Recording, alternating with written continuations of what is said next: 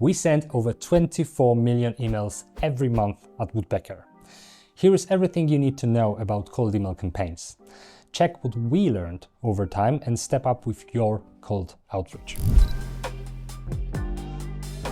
In 2024, cold mailing is still one of the most effective and affordable ways of getting leads. If you want to do it efficiently, saving yourself both time and costs, make sure to do it safely. Check our recommendations for the successful cold outreach based on the 24 million emails sent. General rule of thumb. The general rule of thumb refers to the sending limits. This is, and has always been, one of the key factors for your reputation. It goes without saying that if you do not care about your sending limits, your sending practices will most likely be seen as spammy. This rule is pretty straightforward. Stick to around 50 emails per day per mailbox. For us, this has resulted in the best deliverability rates over a longer period. The more you send, the more likely you are to catch the attention of spam filters, so keeping your limits down is always a better choice. Up to 50 emails is definitely a safe bet. If you notice that your campaign does not perform well, you need to step in and take some action. If your outreach has a low engagement rate, it might be good to get back to warm-up. So, your reply rate goes below 5%, open rates are dropping. Alright, there is no time to spare, you need to work on your reputation ASAP. That's why we never restrain from warm-up. Sure, it is time consuming, but if you think that you only need to do it once, you are wrong. Of course, new domains and mailboxes require warm-up, but so do the domains and mailboxes with some reputation issues. And this brings us to our next tip. Keep the ratio of 30 cold emails plus 20 warm-up emails.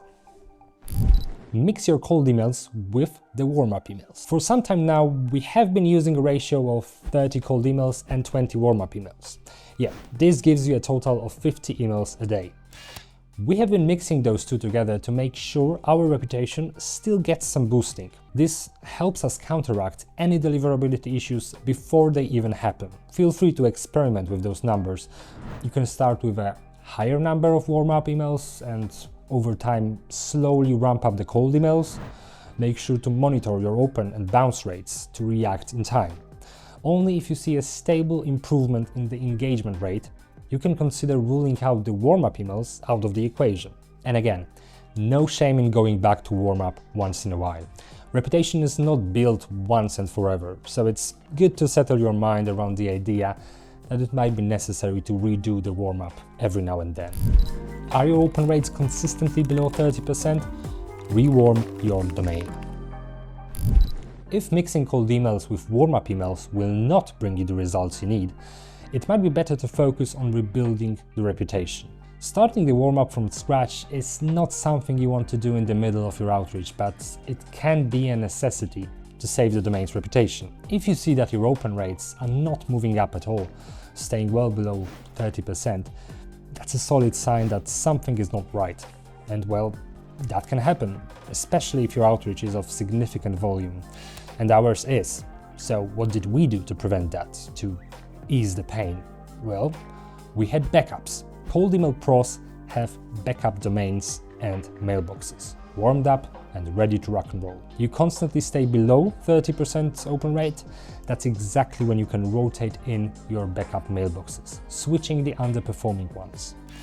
This way you can start a thorough and careful warm-up to regain the reputation without affecting the ongoing volume of your outreach. It can be a hassle to maintain a variety of mailboxes and keep track of the reputation, sure, but that's why running the warm-up in the background can be so beneficial for your mailboxes. It allows you to have a substitute if you run into any deliverability troubles. After all, no great sports team ever won without having some solid players on the bench. Injuries do happen, and I guess you can say that your mailbox can also get injured in terms of reputation.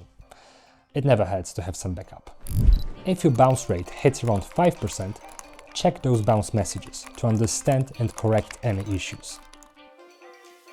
And finally, monitor the bounce rate. This is quite obvious, because we all know that undelivered messages mean no good. But you can always learn something from them. We tend to say that anything above 5% of bounce rate is alarming.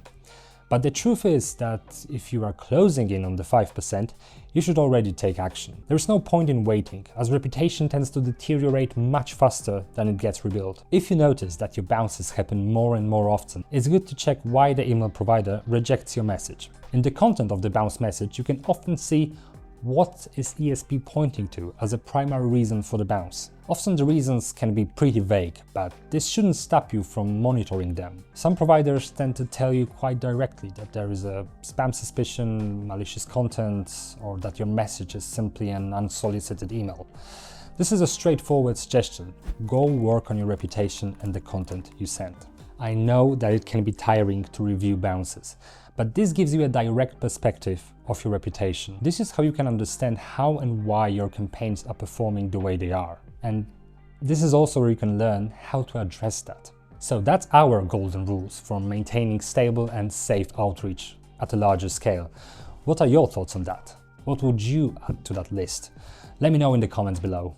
In this video I talked a lot about warm-up and deliverability issues, so check out our other video, how to prevent landing in spam in 2024. Just click right here, no need to type anything in the search bar, the link should be right here. And as always, hit that subscribe button and stay tuned for more videos.